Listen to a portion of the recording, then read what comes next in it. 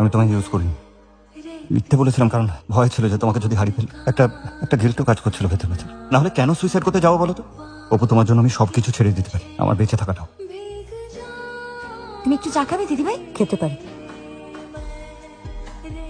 এই না, তুমি ঘরে গিয়ে খাও না চাটা ঋষির সাথে। আপনি আপনার ছেলের কাছে গিয়ে কিছুক্ষণ বসুন না মা, আমি বরং আমার মেয়ের ঘরে যাই।